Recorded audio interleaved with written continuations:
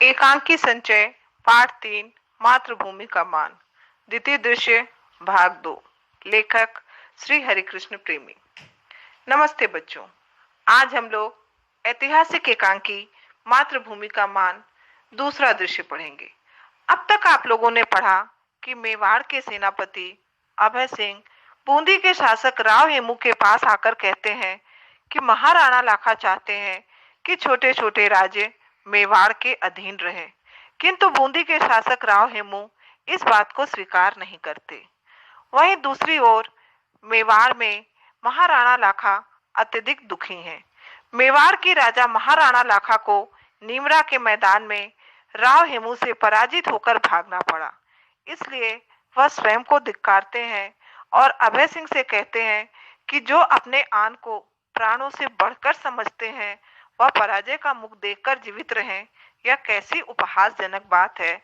और इस कारण वे एक कठोर प्रतिज्ञा करते हैं कि जब तक बूंदी के दुर्ग में ससैन्य प्रवेश नहीं करेंगे तब तक वे अन्न और जल ग्रहण नहीं करेंगे। अब आगे बच्चों, पाठ आरंभ करने से पहले पाठ में वर्णित कठिन शब्दों के अर्थ देख लेते हैं। तो बच्चों, पाठ प्रारंभ करते हैं। जब महाराणा लाखा एक अत्यधिक कठिन प्रतिज्ञा कर लेते हैं और सेनापति अभय सिंह जी उन्हें समझाते हैं, तब महाराणा लाखा कहते हैं कि उनकी प्रतिज्ञा किसी भी तरह पूरी होनी ही चाहिए। उसी समय वहां महल में काम करने वाली चारणी प्रवेश करती है। चारणी कोई गीत गा रही है। इसमें वह संपूर्ण राजस्थान को एकता की श्रृंखला में बांधने का संदेश दे रही है। महाराणा चारणी से कहते हैं, तुम कुछ गा रही थी चारणी, और अपने गीत द्वारा संपूर्ण राजस्थान को एकता के सूत्र में बांधने का संदेश दे रही थी, किंतु मैं महाराणा लाखा उस एकता की श्रृंखला को तोड़ने जा रहा हूं, अर्थात दो राजपूत जातियों में शत्रुता उत्पन्न करने जा रहा हूं। महाराणा लाखा की बात सुनकर चारणी कहती है, यह आप कैसी बात कर रहे हैं महाराणा? आपके विवेक पर, बुद्धि पर मुझे ही नहीं सबको विश्वास है, और मैं आपसे यही निवेदन करने यहाँ आई हूँ। यद्यपि हाड़ा वंश के राजपूत शक्ति और साधन में हम शक्तिशाली मेवाड़ से थोड़े कम हैं, फिर भी उनमें वीरता की भावना बहुत अधिक है। जब कभी भी मेवाड़ को उनकी सहायता की आवश्यकता हुई तो उन्होंने हमारे विपत्ति में सदा हमारा साथ दिया। महाराज, यदि उनसे कोई गलती बन पड़ी हो या कोई भूल हो गई हो तो आप उन्हें क्षमा कर दें और सभी राजपूत जातियों में स्नेह और प्यार का संबंध बना रहने दें। चारणी की बात सुनकर महाराणा लाखा कहते हैं कि चारणी, तुम बहुत देर से आई। अर्थात महाराणा के कहने का अर्थ है कि उन्होंने बूंदी के साथ युद्ध करने का निर्णय ले लिया है, एक प्रतिज्ञा कर ली है जिससे अब वे पीछे नहीं हट सकते।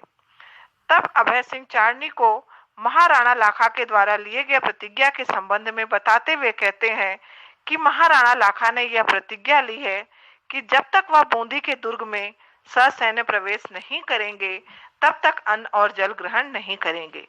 चारणी कुछ सोचते हुए कहती है, महाराणा, मैं ऐसा नहीं होने दूंगी। तब अभय सिंह कहते हैं, किंतु चारणी, महाराणा की प्रतिज्ञा तो किसी भी स्थिति में पूरी होनी ही चाहिए। चारणी कुछ देर सोचते हुए कहती है, इसका भी एक उपाय है।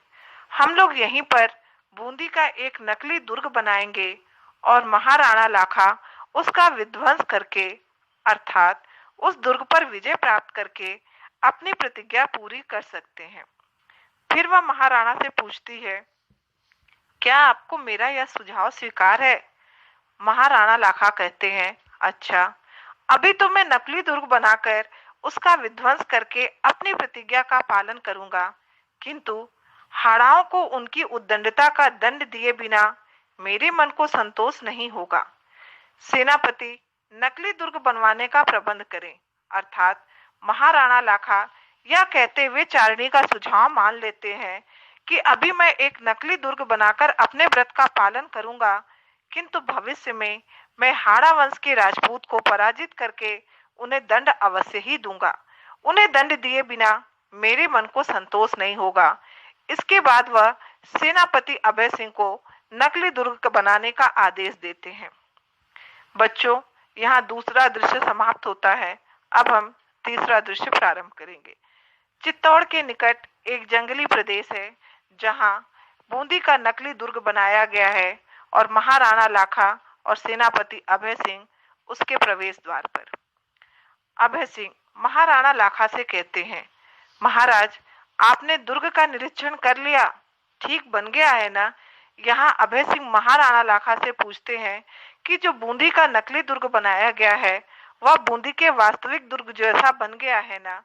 उनकी बात सुनकर महाराणा लाखा कहते हैं, क्यों ना बनता, निसंदेह यह ठीक बूंदी के दुर्ग की ही नकल है। अर्थात महाराणा लाखा कहते हैं कि यह ठीक उसी प्रकार है जैसा बूंदी का वास्तविक दुर्ग है। अब इस पर आक्रमण करने का खेल खेला जाए।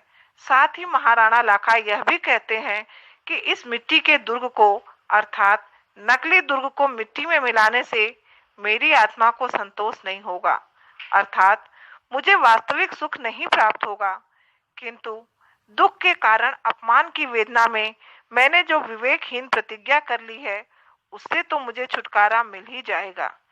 एक तरह से मेरी प्रतिज्ञा पूरी हो जाएगी। उसके बाद मुझे सोचना पड़ेगा कि बूंदी को मेवाड़ की अधीनता स्वीकार करने के लिए किस तरह विवश किया जाए, क्योंकि बूंदी के शासक राव हेमू ने महाराणा लाखा के प्रस्ताव को अस्वीकार कर दिया था। अभय सिंह कहते हैं, निश्चय ही महाराज, बूंदी के पठार पर सिसोदिया का सिंहनाद होगा। यहाँ अभय सिंह के इस वाक्य का अर्थ है कि जल्दी ही बूंदी के हाड़ा वंश के राजपूत पर मेवाड़ के सिसोदिया वंश के राजपूतों का अधिकार होगा। इसके बाद अभय सिंह जी कहते हैं, अच्छा, अब हम लोग युद्ध की तैयारी करें। तब महाराणा लाखा अभय सिंह से पूछते हैं, किंतु यह युद्ध होगा किससे, क्योंकि दुर्ग के अंदर तो कोई सैनिक है ही नहीं। उस दुर्ग के अंदर हमें प्रवेश करने से रोकने के लिए हमारा पथ प्रतिरोध करने वाला कोई तो होना ही चाहिए। अर्थात जब हम अपनी प्रतिज्ञा पूरी करने के लिए दुर्ग में प्रवेश करें तब दुर्ग के अंदर कुछ सैनिक होने ही चाहिए जो हमें प्रवेश करने से रोकें, हमारे साथ युद्ध करें।